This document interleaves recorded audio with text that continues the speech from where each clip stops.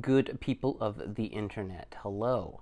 I hope you are surviving the absurd violence of empire and all the other stuff life throws at us. This is a Garden Shed Ramble. Let's do it. I thought I would just give a little update because I know you've been sitting really waiting for this to know about the state of my seedlings. Well, here it is. I have peppers and tomatoes, onions. I think that's it going right now. Oh, I started some artichokes for a friend as well who just recently got access to some gardening space. So I'm going to try that for the first time from seed. Maybe I'll do an artichoke specific video. Maybe I won't. I'll probably film stuff. Maybe in like 3 years there'll be a video about how to grow artichokes from seed once I figure it out. But paprika peppers, I talk a lot about these on the channel. These are the peppers that grow paprika peppers to make paprika with, as the name would imply. And these are now the third generation of seed that I've grown. So I'm harvesting seeds from the peppers that I grow, saving them, and then they start for next year. So I'm really happy with how well they germinate. That's that. I'm growing, I think, 4 or 5 different types of peppers this year. Last year, I tried a variety called sweet apple, which I liked. But I find with the peppers that aren't like hot, it's just so much work. And as you know here, I'm all about small spaces. I just don't have that much space to be growing peppers that are not hot, that I can't dry and then turn into spices later. I did save one of the sweet apple peppers, let it turn red, and then dried it, and then I ground it up yesterday, and it smells like it's hot. It made me sneeze like it's hot. So that's an option. But this year I'm doing like jalapenos, a bunch of different cayenne peppers, paprika peppers, and then something else that's eluding me in this moment. But that's the state of the peppers. And then a lot of tomatoes. I know I've talked about doing fewer tomatoes, but I got a lot of tomato seeds coming up. These are purple bumblebee tomatoes that I really like the look of.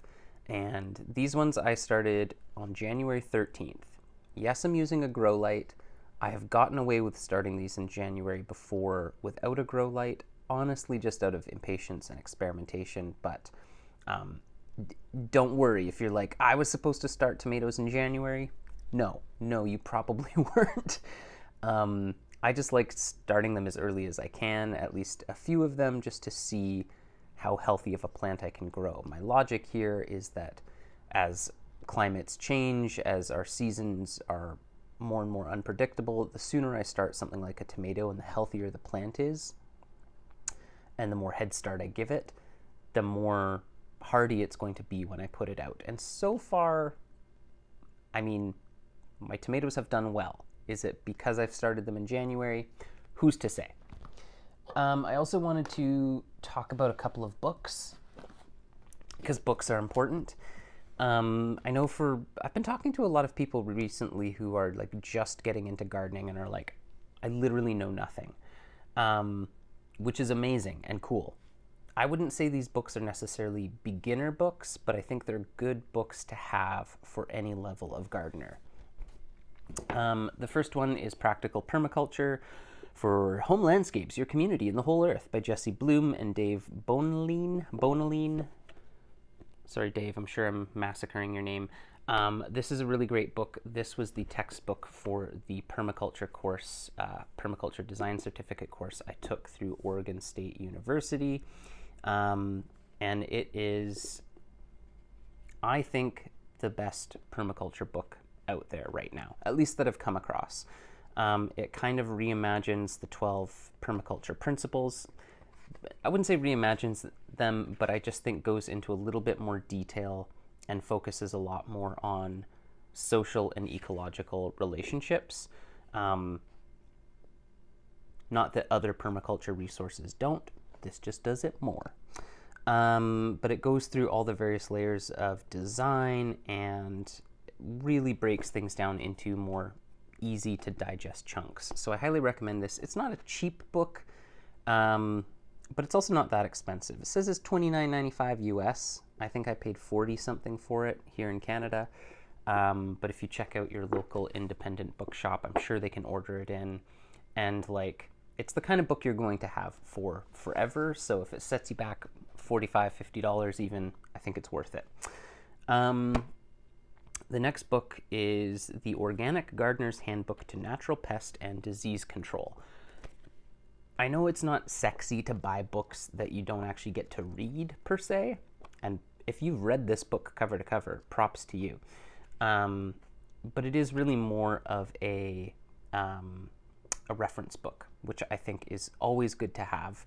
And I found it very helpful for just sort of quickly identifying home remedies and things that I can try without spraying a bunch of nasty chemicals on stuff, but also kind of explains like how a plant would come to be diseased or a pest would come to inhabit a plant.